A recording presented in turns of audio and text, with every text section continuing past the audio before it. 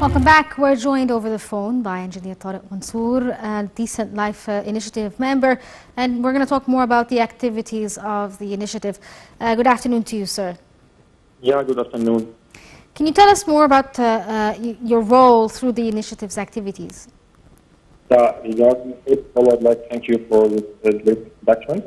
Regarding the Decent Life Initiative, I really regarding and making a full discipline plan for the activities that are going on Haya Karima, Decent Life Associated, and also to managing the activities related to service centers and related to agriculture activities, and making a communication plan with the different stakeholders for holding companies, roast water and sewer network systems, and between the other stakeholders, electricity, and the other options ways.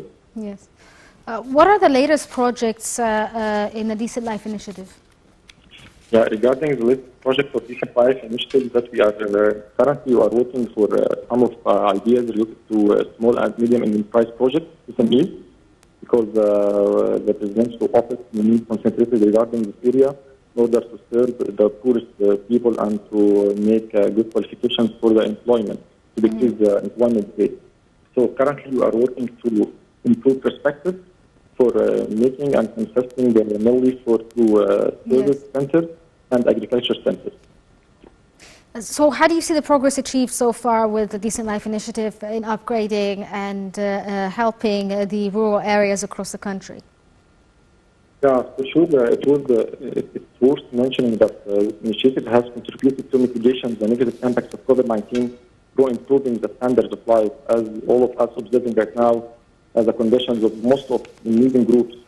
Meanwhile, while providing job opportunities through supporting SMEs, as I mentioned right now, the goals of this initiative are to be achieved through different aspects, like, for example, providing decent housing in the state of the current situation that all of us observing and facing right now. Furthermore, providing water and sanitation for displaced families, and also providing medical and educational services, and also establishing the micro projects for those most in need.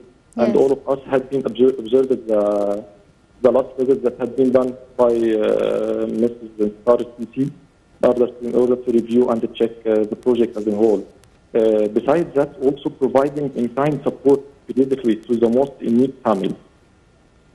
Yeah, sir, the UN had spoken about the initiative's importance and adding it to the strategic framework for the partnership between Egypt and the United Nations. How important is this initiative, and what's the significance of the impact of it on the average Egyptian?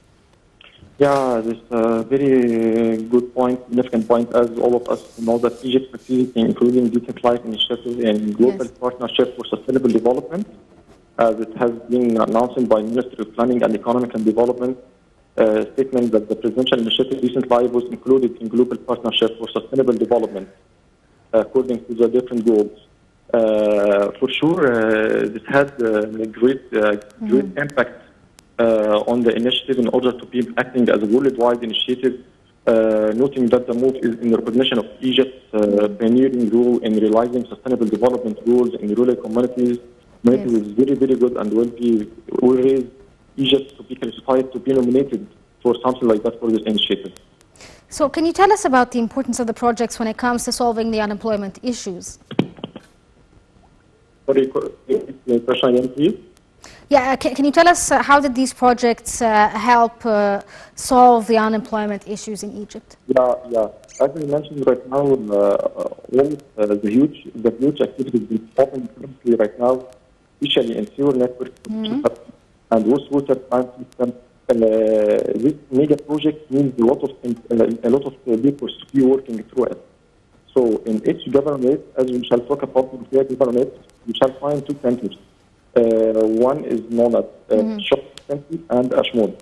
The total villages reached to 81 villages. So you can consider this number of villages with different projects, as I told you right now, already incorporated a lot of labor to be engaged and to be working in this project, which made a great impact on employment. it had been reduced as we are observing the SDGP reports that had been announced by Ministry of Economics. Yes. So for sure, it had a deep impact for this project right now. So my question is, I mean, obviously these projects and the mega projects taking place in Egypt are employing a lot of people and are helping solve the unemployment crisis and the problem that was before. But are there plans as well for when these projects end to what to do with the employees or the workers that are working on these projects? As I mentioned right now, regarding the catastrophes that you have mentioned right now, and especially epidemics that we are facing right now, I think that Decent Life Initiative had a great impact and really succeeded to employ a lot of labor, as we see right now, especially in building new bridges and new roads and installing the new networks for water and wastewater, mainly besides the communication activities and also for the electricity. No, it made a great significance, as all of us observe it right now.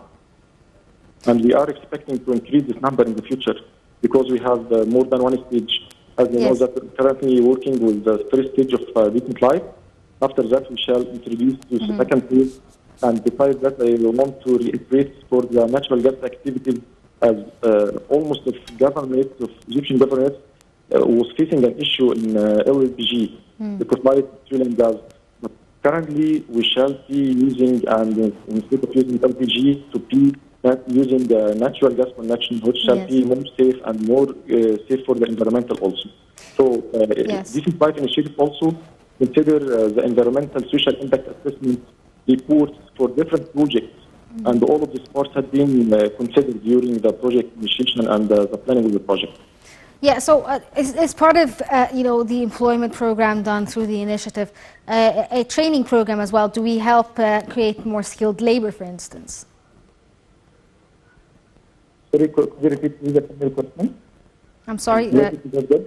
Yeah, I was asking if part of the program of employing people, is it also some sort of training program as well, and integrated into it to make more skilled labor? Yeah. As I mentioned, through services that I told you right now, we are planning to employ more than different laborers from the certain lodges according to the character of them and according to the industry that we are familiar with it. We are playing an important role regarding this to make a connection between the different authorities and stakeholders to make full realize for the laborers seeking including and cases in this service. For example, if we shall talk about the carpet industry, we shall find a village called Said Bushara, which is mainly famous with this product, and it was one of the products that President Mansour has been admired with this product. So we are currently working to improve and to find the best practice for this service and how we can expand and how we can help the SMEs and entrepreneurs for improving their service and to make a marketing campaign. So currently we are studying this topic also with the authorized person in the government. Okay, Engineer Tareq Mansour, member of the Decent Life Initiative, thank you so much for joining us over the phone and enlightening us on the initiative's causes and developments. We're going to take a short break and get back to the episode.